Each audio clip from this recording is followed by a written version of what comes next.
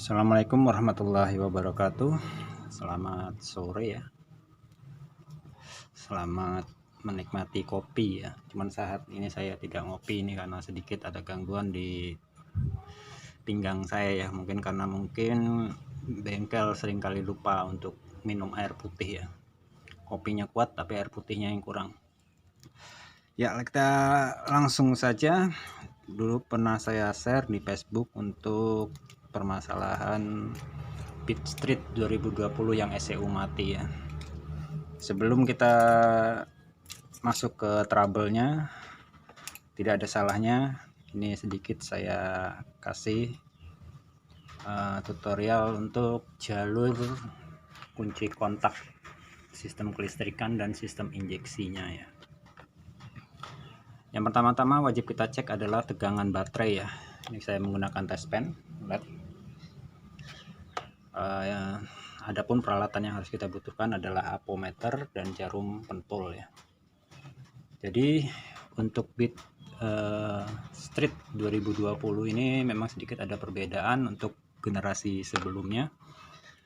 Jadi pada saat yang generasi sebelumnya itu SEU, ini ya, SEU yang mati ya. SEU itu mendapatkan supply 12 volt standby ya, walaupun kontaknya sudah off tapi dia masih mendapatkan supply 12 volt. Tapi tidak di generasi yang sekarang ini, dia pada saat kontak off SEU sudah tidak ada arus 12 voltnya lagi. Jadi dia mendapatkan sumber 12 voltnya setelah kontak on. Adapun jalurnya seperti ini. Dari inputan kontak kabel warna ini ya, merah strip hitam ini ya. Ini arus dari aki ataupun spring 25 ampere ya.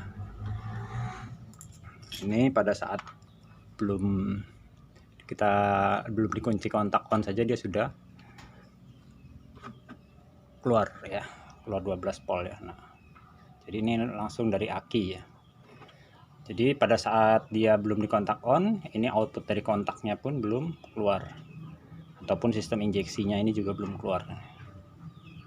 Nah, pada saat kita kontak on seperti ini, dia akan keluar. Oh, ini SEU nya saya copot ya, jadi posisinya saya pasang terlebih dahulu ya. Lanjut, setelah SEU nya terpasang ya, kita kontakkan, saya ulang lagi. Ini posisi standby pada saat kontak off ya. Nah, dia hidup. Pada saat sebelum dikontak off ini tidak ada arus ya, tidak ada arus untuk sistem injeksinya. Output ini dari SEU, ini keluarnya dari kontaknya. Jadi ini pada saat dikontak on, ini outputnya dari 12 volt baterai atau spring utama, ini baru keluar 12 volt. Nah, dari hitam strip merah ini dia akan masuk ke spring 5 ampere SEU. Spring 5 ampere SEU warna hitam strip hijau ya. Ini spring SEU ini ya. Spring SEU. Setelah itu dia akan masuk ke SEU ini.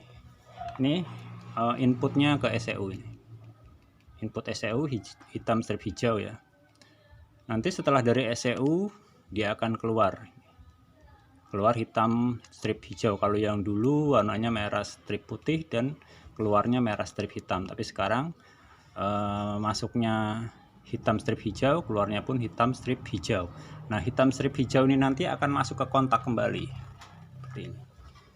Nah, ini dia pada saat kontak on dia sudah keluar 12 volt.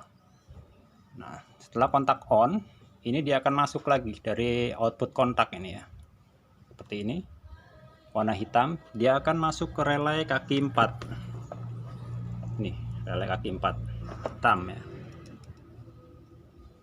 relay kaki 4 hitam yang untuk arus standby 12 voltnya yang dari spring 25 ampere. Untuk relaynya adalah kabel warna hitam strip, untuk standby nya merah strip hitam. Untuk yang keluarnya untuk ke jalur tailmeter dan lain-lainnya untuk sistem kelistrikannya hitam strip kuning. Jadi pada saat di kontak on 12 polnya ini keluar dari output kontak dan mendapatkan ground ECU, otomatis nanti sistem kerja tailmeter dan F1-nya pun akan bekerja seperti itu. Nah, pada saat tailmeter hidup tapi sistem pull pump tidak bekerja, kemungkinan besar adalah jalurnya nanti yang bermasalah di bagian dari hitam strip kuning ini. Nanti ini akan masuk ke sekring 10 ampere ini. 10 ampere ini adalah bagian 12 polnya yang ke coil, injektor ataupun pull pump. Nah, pada saat di kontak on, pull pumpnya tidak bekerja, secara otomatis kemungkinan besar adalah jalur sekring 10 ampernya yang putus ya. Seperti ini. Misalnya ini saya coba ini sendirian masalahnya. Nah, ini sekring injektor ya. Nah, ini posisi dia mati. Dari sistem F1-nya pun mati ya. Tapi relay bekerja. Kita kontakkan kembali. Jadi pada saat pull pump tidak bekerja, yang wajib kita cek adalah sekring 10 ampernya. Kayak ini kan jalurnya adalah ke coil, injektor, FID, dan pull pump. Jadi pada saat pull pump tidak bekerja, otomatis kayak injektor, FID, dan coil tidak akan bekerja ataupun pengapian hilang ya. Karena tidak mendapatkan suplai 12 volt. Ataupun bisa jadi dari push F1-nya yang 5 ampere. Push F1 yang 5 ampere ya. Karena pada saat push F1 ini pun saya tapi belum paham yang push F1 yang mana karena lupa tadi saya bawa boxnya ya. Tapi di sini ada namanya push F1-nya ya. Jadi pada saat kontak on dia masuk ke sekring push F1-nya ya dulu. F1, setelah itu nanti baru terbagi seperti itu. Jadi pada saat jadi ini kalau menurut saya kayaknya yang push F1-nya adalah ini yang 10 ampernya ini, kemungkinan besar ini. Jadi ini pada saat ini dia terputus, otomatis jalur kayak pull pump, injektor, coil, dan FID itu tidak akan bekerja seperti itu. Jadi ini beda ya dengan generasi sebelumnya. Kalau di generasi sebelumnya dia ECU tuh mendapatkan supply 12 volt standby walaupun kontak dia off ya. Jadi kalau untuk yang generasi sekarang ini sudah dirubah, dia mendapatkan arus 12 voltnya untuk ECU-nya pada saat kontak on dan mendapatkan supply dari sekring utama. Tapi dia untuk jalurnya ini tidak jadi satu ya.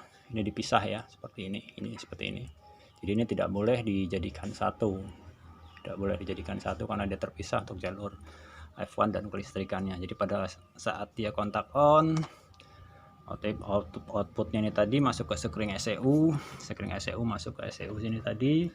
Dari ECU baru dia keluar kontak untuk ke kontak input 12 volt. Ini baru keluar lagi dia kabel warna hitam masuk ke relay kaki 4. Nah, relay kaki 4 bekerja mendapatkan ground dari ECU. Setelah itu baru sistem kerja tailmeter, injeksi semua baru hidup. Kalau bisa dinyatakan posisi dari sekring F1-nya tadi dia tidak putus ya. Nah, pertanyaannya pada saat nanti ketemu ini, saya rasa nanti kedepannya akan terjadi. Pada saat ECU ini sendiri tidak bisa mengeluarkan arus 12 volt yang untuk ke kontak. Yang ini ya, ini tidak keluar. Padahal ini mungkin dia masuk ini 12 voltnya masuk, tapi dia ECU ini mungkin ada udah bermasalah atau segala macam, dia tidak akan mengeluarkan arus 12 volt yang ke kontak. Secara otomatis sistem kerja F1 akan bermasalah atau tidak hidup ya. Nah, ini nanti mungkin akan saya kasih trik, mungkin bisa dimanipulasi tanpa penggantian ECU ya.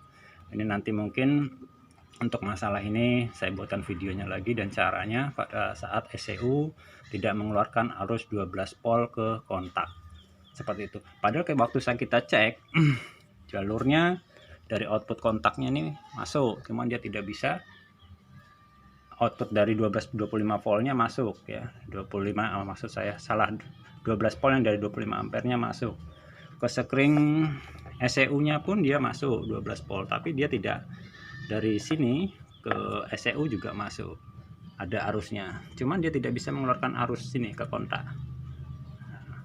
Otomatis kan kalau kita estimasi kan yang bermasalah di ECU, kalau jalur ini sudah keluar 12 volt yang inputnya ke ECU. Nah, untuk trik-trik seperti ini mungkin kita akan lakukan tanpa harus penggantian ECU ya. Kembali setelah mungkin jalur kabel ini sudah bisa kita pahami, yang mungkin agak sudah sedikit perbedaannya untuk masalah di bit ISP sebelumnya ya, yang seperti echo, ini sekarang bit street ya. Jalurnya sudah berbeda, ini kabelnya pun tidak begitu banyak dibandingkan yang kemarin ya. Nah, ini sebelum saya pemasangan ECU, mungkin videonya supaya durasinya tidak banyak. Ini kan permasalahannya awalnya adalah di bagian ini. Jadi ini 12 voltnya dari ini masanya dari aki, dan posisi ini juga dari posisi dari aki ya. Ini plus, ini min. Jadi mungkin kebalik, ini ketemu plus, otomatis ini akan ECU short ya di sini. Jadi ini permasalahannya di bagian sini. Jalur regulatornya nih untuk power supply-nya. Tapi pada saat motor ini pun sebelum saya pasang ECU, saya pastikan dulu untuk masanya ini tidak short lagi ke api ya. Ataupun di sini ada 3 kabel warna hijau masa ECU. Sebenarnya ini bukan masa dari akinya ya. Jadi ini masa sendiri-sendiri untuk masanya dari seri, masanya dari CKP, dan masanya untuk sistem DLC ini. Jadi ini sudah terbagi 3, ada masa 3 ini di ECU. Jadi pada saat mungkin ECU kita solokan scanner, tapi dia scanner tidak bisa menyala, kita pastikan 12 voltnya dulu pada saat dari kontak. Ini pun sama, kabelnya warna hitam strip hijau tadi yang saya bicarakan dari awal, ini sudah keluar 12 volt, tapi dia ini masanya ini tidak ada dari ECU, kemungkinan besar ECU sendiri sudah bermasalah seperti itu. Ataupun dari 12 voltnya ini tidak keluar yang ke scanner. Jadi untuk masa intinya untuk ECU sendiri adalah di bagian sini ya. Ini dari aki, ini masa utama yang dari aki.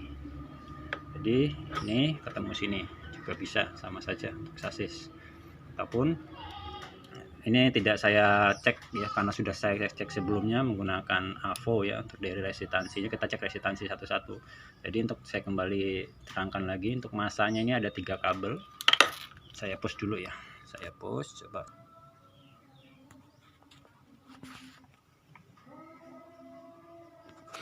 Ya, ini untuk mempersingkat aja ya. Jadi ini ada 3 masa ini ya, masa semua ya. Yang posisi ini cuman agak sulit, ini saya sendirian. Jadi intinya begini saja. Mungkin saya agak kesulitan ini ya posisi. Coba gimana ini cara yang enak ngambilnya. Jadi ini posisi masa ini, pokoknya intinya gini saja. Saya pakai apa ya,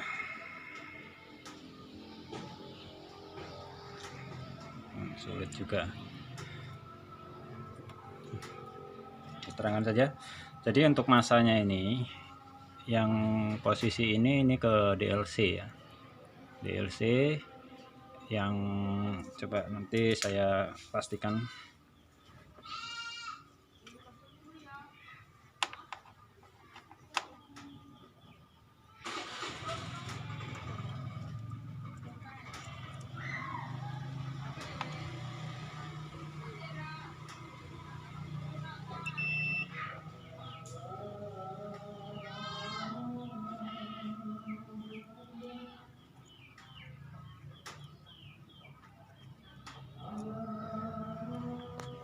Agak sulit ya, sebentar ya, up ya, agak lama nunggu.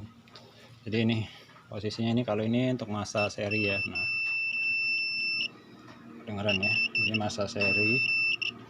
Terus Kita cek di ini masanya CKP,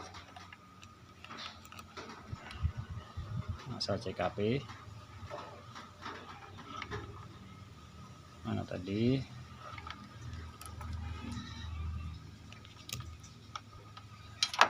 Sulit.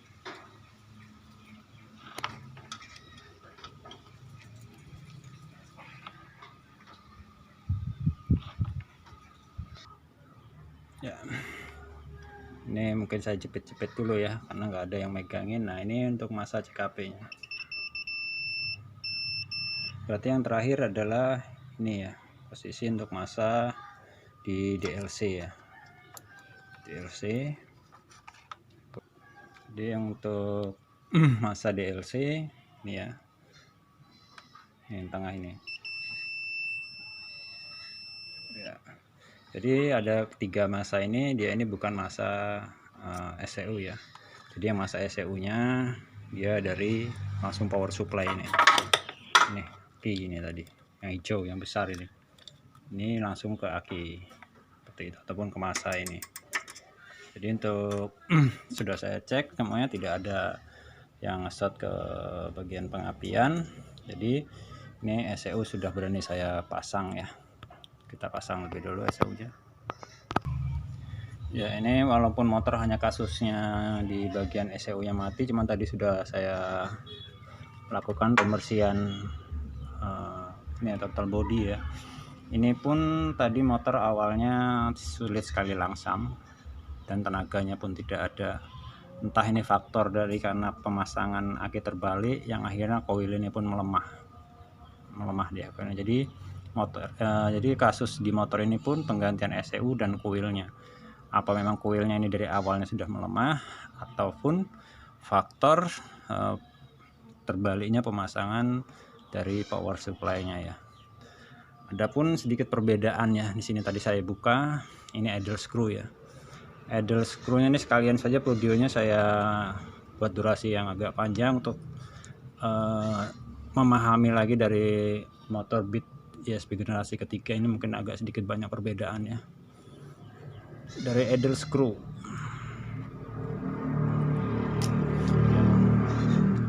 Ya, idle screw-nya sudah berbeda ya dari yang generasi sebelumnya. Ini tidak ada lubangnya, dia tidak ada lubangnya. Jadi ini pun pada saat seperti ini entah posisinya, saya juga belum pernah melihat idle screw yang motor ini ya, apa seperti ini ataupun ada yang rusak. Cuma kalau dilihat dari bentuknya ini tidak ada yang rusak. Ini portnya ini pun tidak ada yang rusak ya, tidak ada yang rusak. Jadi ini kalau misalnya terbukanya sedikit aja terlalu banyak untuk penambah udaranya, motor ini pun akan langsamnya pincang ya. Misalnya standarnya hanya di angka 2 putaran, bisa lebih dari 3,5 putaran atau 4 putaran dibuka dengan idle screw seperti ini. Ini motor langsamnya tidak enak sekali, pincang dia, bahkan bisa mati. Kita coba.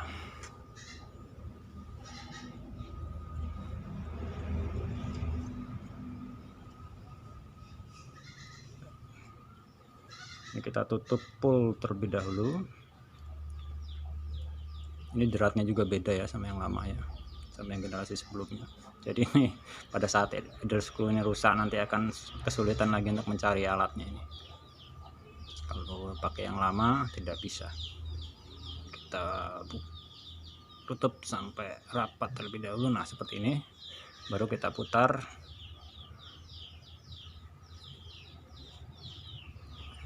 kira-kira 2/38 putaran ya, setengah lagi ya, seperti ini. Oke, setelah semuanya terpasang ya, ini jalurnya saya udah terpasang, kuil pun ini sudah saya ganti ya, kuilnya ganti. Sekarang kita cek info pump bekerja.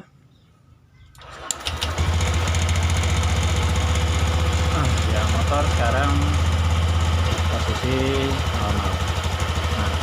Ini mungkin kedengaran hanya suaranya ya, karena nanti akan saya sebelum dan sesudah penggantian koil datanya ada, nanti saya share. Saya menggunakan scanner ya. Dan ini pada saat pembukaan idle screw sekitar 2/38 putaran, dimana kalau kita menambahnya lebih bisa sampai 4 putaran untuk menaikkan RPM.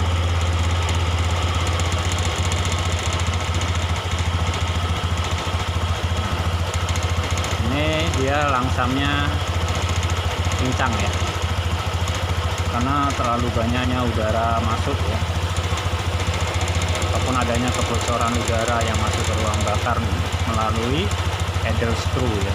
Makanya kayak o-ring idle screw ini, walaupun dia kecil, ini sangat mempengaruhi ya, mempengaruhi dari kelangsaman ya. Jadi pada saat memasukkan idle screw, pastikan o-ringnya tadi dikasih pelumas ya, supaya tidak rusak, tidak bocor, seperti itu. Nah ini langsamnya aja tidak enak motor ini, pincang-pincang dia ya. Nah, seperti itu. Nah, pada saat kita sesuaikan untuk putaran udaranya, knalpot masukkan udaranya, lebih enak lagi sebenarnya pakai data scannernya. Cuman ini karena saya pakai video, tidak bisa masuk ke do recorder ya.